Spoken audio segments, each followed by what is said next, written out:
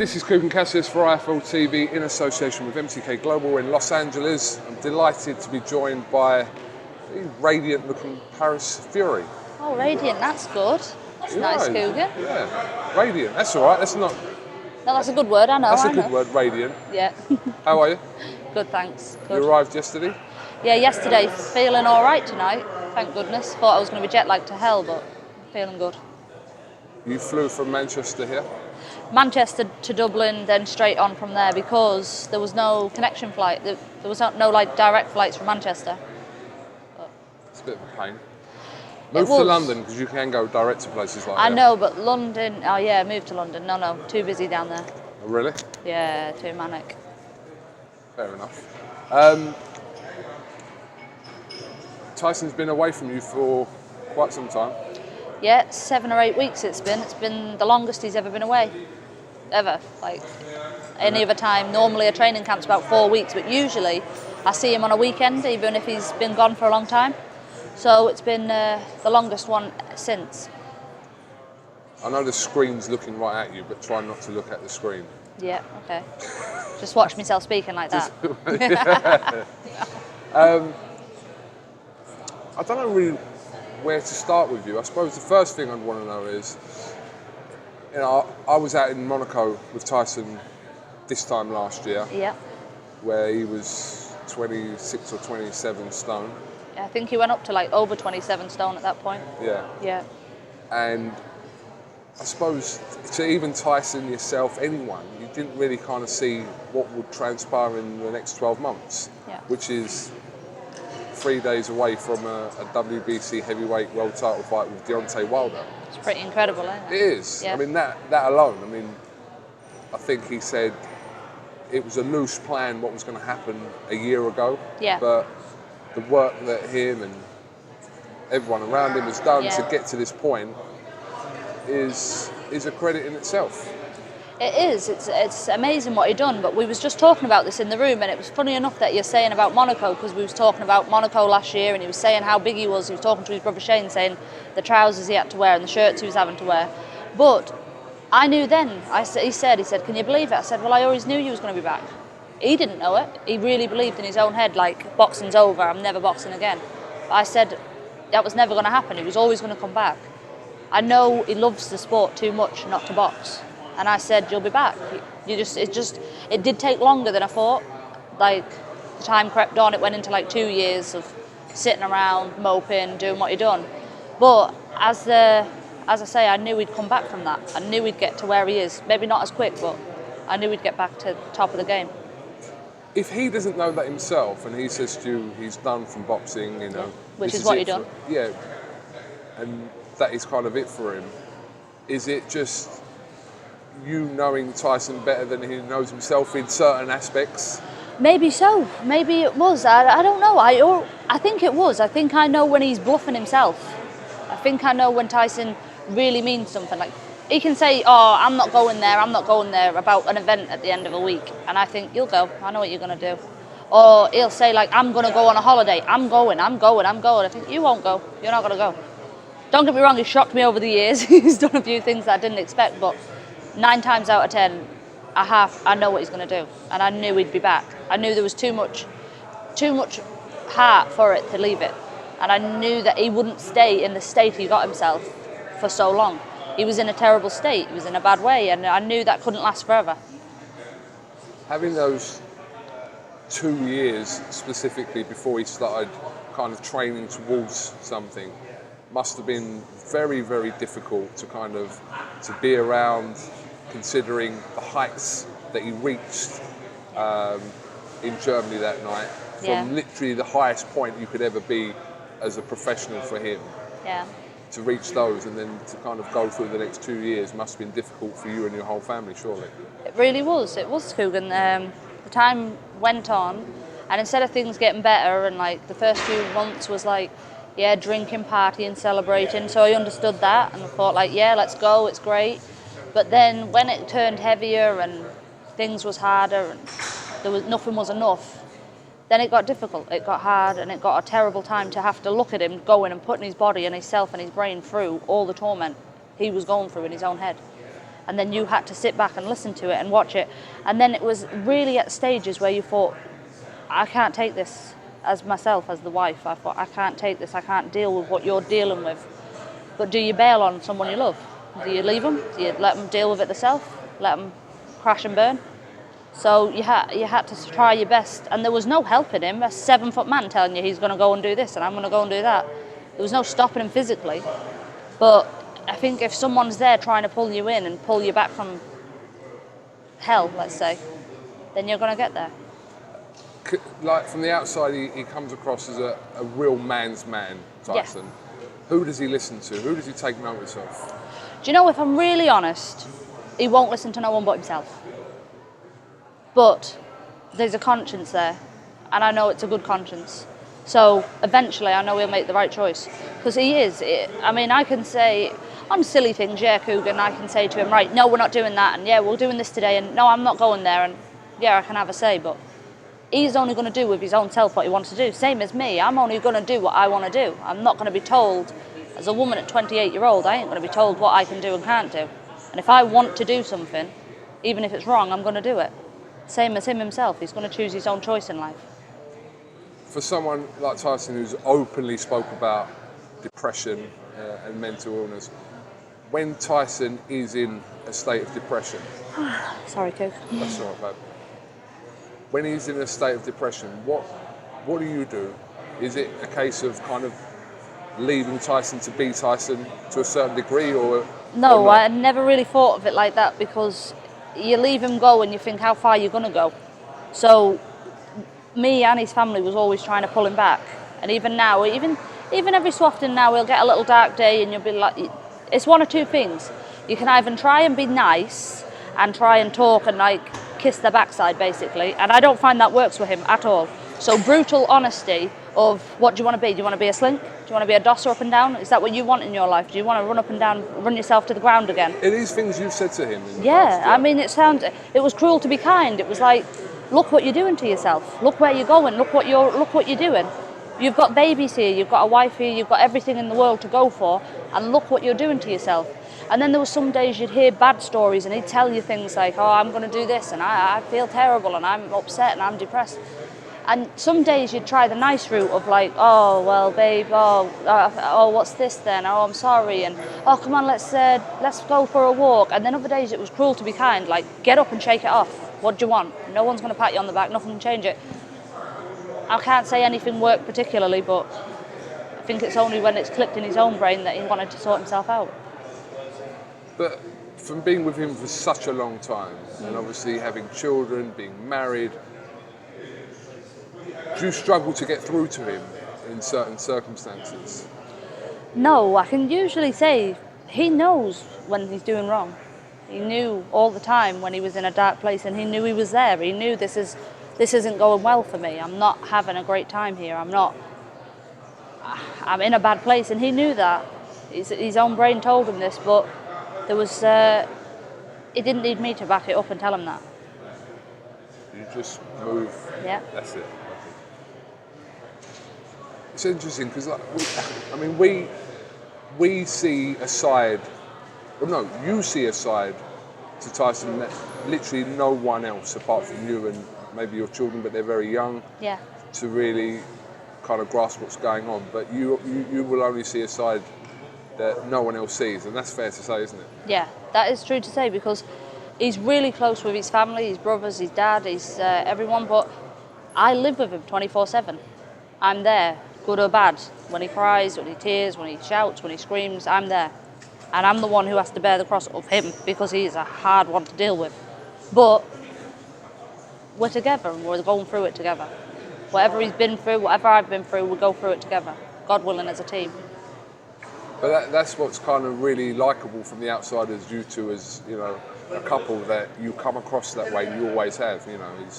Obviously we've heard about the story of when you two met, etc. And it has been like a team effort. And yeah. He's kind of needed that as well, hasn't he, throughout his life, not just in boxing, but in his life in general. Yeah, I hope he feels that way. I think he does, and I think that's how it is. Because I think if you're there for each other, it's got to be a better thing than being alone, isn't it? Two's better than one. It's got to stand and help. So we've been together thick and thin. It's been a long time as well. You've seen it for a few years. It has been. Like I said, how long have you been together? In total, 13 years. We've just had our 10-year anniversary as well. So being married 10 years. So yeah, like he said a minute ago, half his life we've been together. Exactly right. So when he ditches me in a couple of years, you better stay on Team Paris. He always says into the build-up to this fight that nothing will beat that night in Dusseldorf against Klitschko, and we can see why. I mean, it was a fight that literally no one gave him credit. Yeah. And how convincingly he beat Klitschko on the night was, was something. Yeah, I can see why he would say that night can't be topped. That kind of stays in its own special group, if you like, and anything else is kind of good, but never as good as that. You can see why he says that. I mean, I can see why he says it, because obviously it was 4 belts in one night, and it was the pinnacle of, everyone said all along he couldn't get there. You can't beat the world champion, and he did, and it was the reigning world champion. So all credit to Deontay, he's a champion, he's done well, but he wasn't what Klitschko is and was. So I suppose on that aspect it can't be topped, and it was obviously the biggest fight of its time in that way. But then today we was talking, saying that this fight is bigger in another way, because you have 2 unbeaten young people coming up and they're both champions. So now this fight in its own right is bigger again, because Klitschko wasn't a liked champion. Even though Deontay maybe not be well known, I mean, he's got a fan base and people know he's there, and he wants to be the best. Klitschko sort of fought people throughout the last few years of his career that wasn't as important, let's say. So when Tyson and him fought, it was brilliant that what Tyson had done, because people didn't say he could. But Deontay and Tyson, to me, seems a bigger fight. It may not top let's say, the climax of the Klitschko fight, but as an ongoing thing, this is definitely the biggest fight in 20 years. But I think from where Tyson was to where he's got himself, I mean, you've got to take that into consideration of kind of how big a win would be on Saturday for Tyson as well. Yeah, I mean, it's all what people keep saying. Like, if he wins, is what they say, that it'll be the biggest comeback ever, and it has to be. It has to be, because even like Ali, when he come back years ago, I know I sound like a boxing person here, but I'm a fan. Like, when he come back years ago, he had been off, but he was still training, he was still a fitness person. Tyson's had 2 years in the gutter. Tyson's had 2 years fighting his own self. So when you look at it that way, where he's got in 12 months, 11 months' time, and who he's fighting, just shows you the person that he is. We know, sort of, since that night in Dusseldorf, Tyson's obviously well-publicised problems, which he's spoken about, but how much have the media played a part in kind of that downward spiral as well? I don't think it helped this. I mean, when Tyson first come back from his Klitschko fight, instead of getting praise, he got punishment straight away off the media. Everyone hated him. They made a big issue out of things that were said, and they turned it into a public hatred for Tyson. So there was no love there, and I mean, that kind of helped. Obviously, you've done something. If you go out there and you achieve something brilliant, you want a pat on the back. I mean, you don't say you want it, but it's nice to have a clarification that you done well. Like, if I ran out there and run a race and won, and no one said well done, I'd be devastated. I wouldn't want to race the race again. I'd think, what's the point? Yeah, that's right. And I'd definitely lose the race, so there's no hope of that happening. When we was out the other night and you and Tyson were having something to eat, and me and Ben walked in, and he was telling a story about giving the man the shoe. Yeah. And the one he told you not to talk about. The one that he told me not to talk about, and because I asked him, I said, "Let me tweet this," and he said, "No, don't tweet it. Yeah. Do not." He said, "I haven't done it." He said, and then I ended up talking about it in an interview with Ben, and I spoke about it today in my interview with Tyson. Yeah. But my whole point to it was that there's so much negative stuff that's been put out about Tyson. So that thing, I mean, it might sound silly to people about the shoe, giving his shoes to, like, a homeless person, but I was talking to about 4 or 5 other people then. I said, would you have done that? Because I'll be honest with you, I'm not sure I would have done that. Yeah. Like, if I saw someone walking along that street now with no shoes on, would I run over to them and give them my shoes and then not have shoes for an hour? And that sounds silly, but I'm not sure I would have done that. And they all kind of agreed that I'm not sure. Yeah. They probably wouldn't have done it. Or... No, because if you're openly honest about it, if you're saying like I don't think I would, blatantly you mean like nah, I wouldn't do that. No. But I mean, he's always had that kind of impulsive nature, and if he thinks something's right, he's going to go with it. And he obviously thought it was right. So he's got a kind heart, and I know where you're going with this, is the fact that the media, I mean, it's coming round now. Thank goodness people's starting to see the true side of Tyson, because there's too much out there to not see the truth no more. But for some reason, there was a vendetta against him for a long time to print everything bad that ever got said or done. I mean, they made this big issue about when he said something about the girl looked nice in a dress. I didn't see the big problem with him saying that. He said she was a great runner, she'd done well, she's won achievements, and she looks good in a dress. He made a little joke on the end, the woman does look good in a dress. What's the problem? They made a big deal of it. They never mentioned the fact that he said other nice things. But that's just obviously 1 point out of 1,000 points that they took. But they don't mention the fact that he constantly praises people. He constantly gives... It doesn't make you clever to give to charity, but he does good things. He can be walking down the street and he'll talk to a crazy person for 40 minutes about the randomest things, and I'll be like, and I might be a nastier person. I think like, come on now, let's go, like, leave the people alone. But he gives people time, he gives people like attention. They don't report that, they don't. They take everything bad that he ever does. And it's a terrible thing when you've got to watch someone you know is a kind-hearted, nice person shredded in the media for the full world to then say he's an asshole. He's a jackass, he's a horrible person, him. So it does get irritating, but you can only wait. Like he says, he doesn't need praise for it, but I think everyone's starting to see there's too much out there of good now. Too many people do know him. Like you, Kugan, when you first met him, you probably didn't know how to take him. Years ago, you used to think he's a madman. Oh, I don't know how to take Still this do. man. Yeah, I do agree he is. But it takes time to get to know him, but you see too much good now. You see that his true side. I mean, look, I understand that Tyson, like I said to you, there was, and Ben was telling me some stuff off camera as well, that, we mentioned a couple of things, but it was, Tyson was so fixated on people not knowing this stuff, and I'm trying to say to him, look, it's not you. He said, I'm not doing it to people. I don't want people to thank me or pat me on the back or say, no. I'm not doing it for that. But I just think that if I don't mention that to Ben in an interview and it's not out there and I didn't bring it up with Tyson, then I'm not saying no one knows about it, but I think because of all the negative press he gets, that... Yeah. You don't see the good side. The little good sides. And to Tyson, he was saying to me, look, I gave him my shoes, not the end of the world. It's not the end of the world, it's the wrong expression, but it's not a big deal. Yeah. I was like, no, I'm not. I understand that you don't want to go out there and say, oh, guess what I did today. I'm a great person. I'm a great person. Look what I did today. I've done my good deed for the day. Yeah. But someone like me, I should be able to talk about that. If I know about something like that, Yeah. I am going to talk about something like that. Yeah. I agree with you. I think I do, but I see his point of view, because you see people do stuff once in a blue moon to get a pat on the back. But we're in a beneficial position. We're lucky in life. If it's not luck, it's hard work, whatever. But he's in a position to help people, so he tries to help people.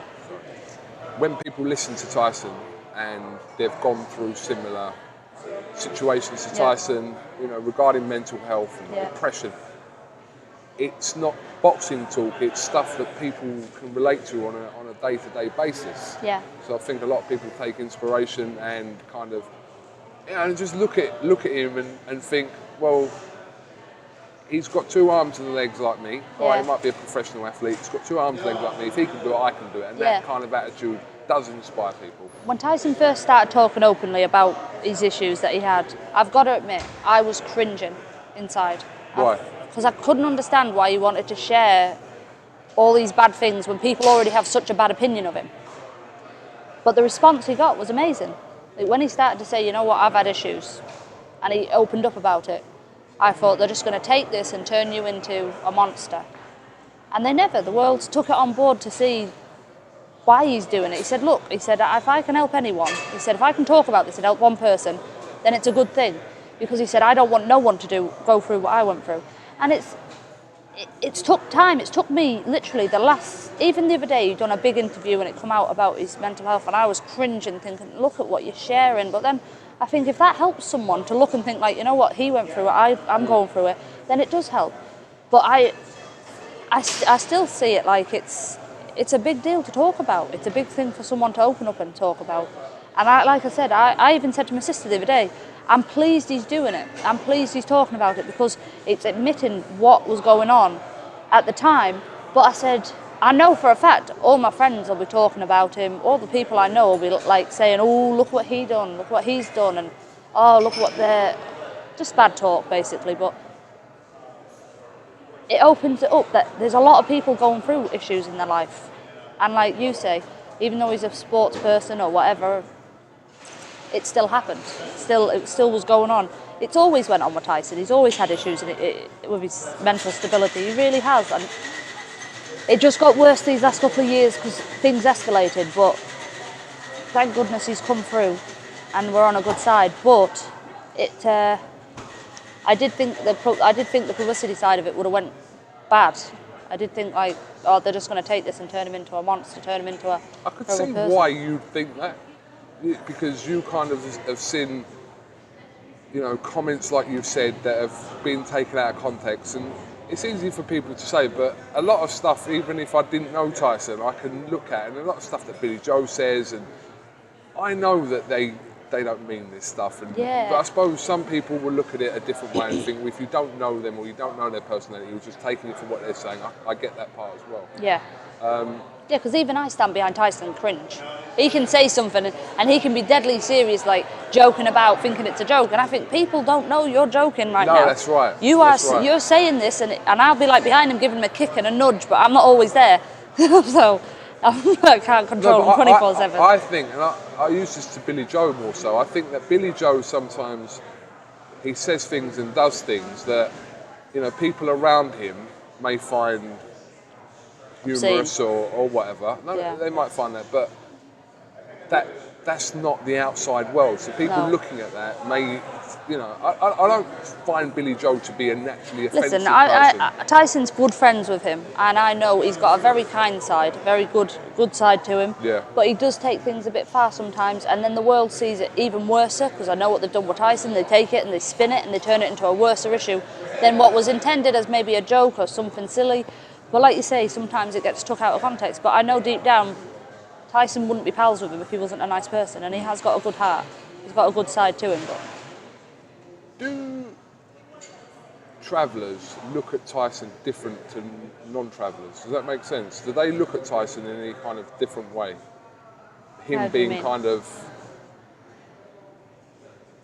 a traveller that's kind of made it to the top level. Do they look at him in a different way? Yeah, of course, because Tyson, he's one of the first, I think he is the first ever like travelling man to ever become the heavyweight champion of the world. And like, obviously in boxing it's the top of the game. And I think they look now at Tyson, Billy Joe, the other young boxers, Andy Lee, who's all made high level in boxing. And they now see a path that they can do it, because before that, I mean, a lot of travellers drop out of education at 12, 11. They go straight into work, what their father does. And then there's no time for fun and games because they take wives at young ages. And then there isn't time to like stick in to do something like boxing, and then at the end of it not get nowhere. And they've never seen anyone before them get anywhere. So I think in that aspect, yeah, KUGAN. I mean, I don't think they look at him like any different to the next man, but they do look at like, you know what, he done it, so we can do it. Because obviously they are a breed or a race or whatever you want to call it of people. So yeah, I know for a fact young boys aspire to see that he's done well, we can do it. Because there's a known fact amongst travellers that there's a lot of talented boxers that, you know, they don't make it past kind of even amateur level. Yeah. Through various reasons, but there is a wealth of talent out there amongst travelling boxers. I think it's because it's a sport that they love so much that and all young boys are encouraged to go into it. So it's obviously they're there. There's a lot of them do it. I mean, where maybe people who aren't travellers would encourage their kids to go into football or other sports, tennis, boxing, maybe follow into another line of sports, rugby. Travellers don't really do that. If you're going to get took to a sport, usually mums and dads drop them off at the boxing gym. They think it'll give them something, a life lesson, if it doesn't learn them anything else. So I suppose, like you say, there is maybe a vast amount of talent in them, but as you say, a lot of them drop out before they ever get anywhere. But I think it's because before Tyson, Billy Joe, other boxers who's made it, they always looked and thought like, well, where are you going to go? You ain't going to get nowhere. And I do understand it from the other side though, because from like the British, what's the people called when you're an amateur? The academy you go to when you're an amateur in England. The Great Britain team, the boxing team. Oh, yeah. What's it called? The GB squad. The GB squad.